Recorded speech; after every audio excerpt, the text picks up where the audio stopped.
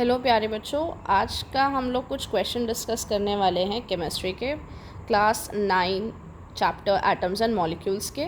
तो पहला क्वेश्चन ये कह रहा है कि आपके पास 5 ग्राम कैल्शियम है जिसको आपने बर्न करा 2 ग्राम ऑफ ऑक्सीजन में, जिससे कि 7 ग्राम ऑफ कैल्शियम ऑक्साइड आपको मिला। अब दे आर सेइंग कि मास अगर हम कैल्शियम ऑक्साइड का निकालना चाहते हैं तो हमें क्या दिया हुआ है ऑलरेडी, वो कह रहे हैं 5 ग्राम ऑफ कैल्शियम अब हम ले रहे हैं, जो पहले भी 5 ही था। अब हम ऑक्सीजन 2 की जगह 20 ग्राम्स ले रहे हैं और ये ऊपर से पूछ रहे हैं which law of chemical combination will govern your answer. तो सिंपल सी बात है, अगर फर्स्ट केस अगर आप ये वाला देखो, ये वाला, तो इसमें क्लियर है कि जितना आपने रिएक्टेंट्स लिए हैं, रिएक्टेंट्स मिलके प्रोडक्ट बनाते हैं। और ये कौन सा लॉ है? ये law of conservation of mass. तो वही है 5 + 2 मिलके हमें 7 मिल रहा है। मतलब वैसे भी हमें पता है हर रिएक्शन में ये चीज़ गवर्न होती ही है, मतलब ये लॉ फॉलो ही होता है।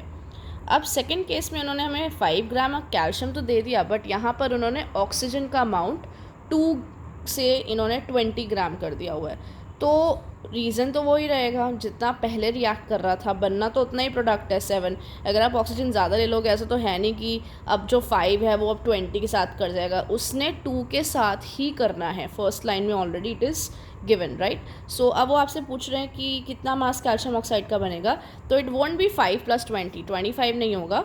5 + 20 में से सिर्फ और सिर्फ 2 ग्राम्स ही रिएक्ट करेगा। सो इसका आपका आंसर क्या होगा? फिर से 7 ग्राम्स ही होगा। नाउ सेकेंड क्वेश्चन है, परसेंटेज आपको 3 एलिमेंट्स की दी है, calcium, carbon and oxygen, calcium carbonate के सैंपल में, और आपसे पूछ रहे हैं कि अगर लॉ ऑफ कांस्टेंट प्रोपोर्शन सही है तो आपको वेट निकालना है इन एलिमेंट्स का जो 1.5 ग्राम ऑफ कोई और सैंपल है कैल्शियम कार्बोनेट का, उसमें कितना होगा। अब आपको एक चीज़ पता होनी चाहिए कि अगर आप यहाँ पे साफ साफ लिखा है law of constant proportion. Law of constant proportion क्या कहता है कि जिस भी फॉर्म में आप किसी भी कंपाउंड को बना लें, वाटर मान लीजिए मैंने इलेक्ट्रोलिसिस से बनाया या वाटर मैंने किसी और वे आउट से बनाया, तो वाटर का फॉर्मूला H2O ही रहेगा। ऐसा नहीं है कि अगर आप मेथड बदल दे तो वाटर का फॉर्मूला भी उस हिसाब से बदल जाता है, ऐसा नहीं है। तो इसका मतलब क्या हुआ, अगर आप परसेंटेज आपको कैल्शियम कार्बोनेट में ये दी हुई है, तो इसका मतलब जो नया सैंपल हम ले भी रहे हैं 1.5 ग्राम है तो वो कैल्शियम कार्बोनेट ही, तो उसमें भी उसकी परसेंटेज वो ही रहेगी, क्योंकि यहाँ लिखा है कि law of constant proportion true है तब इस केस में, राइट। तो परसेंटेज निकालने का फॉर्मूला क्या होता है, आपको परसेंटेज सपोज कैल्शियम का निकालना है तो आप क्या करेंगे, कैल्शियम का परसेंटेज ऊपर लिखेंगे, राइट। परसेंट हटाने के लिए अपॉन 100 इंटू 1.5, जैसे हम मैथ्स में करते हैं, समथिंग ऑफ करते हैं, है ना, तो वही वाली बात है। 40/100 इंटू 1.5 इतने ग्राम्स हो गया।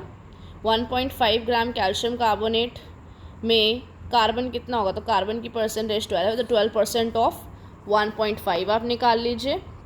वैसे ही अदर सैम्पल 48% ऑफ 1.5 आप निकाल लेंगे, तो आपको ये मिल जाएगा इसका मास ऑक्सीजन का।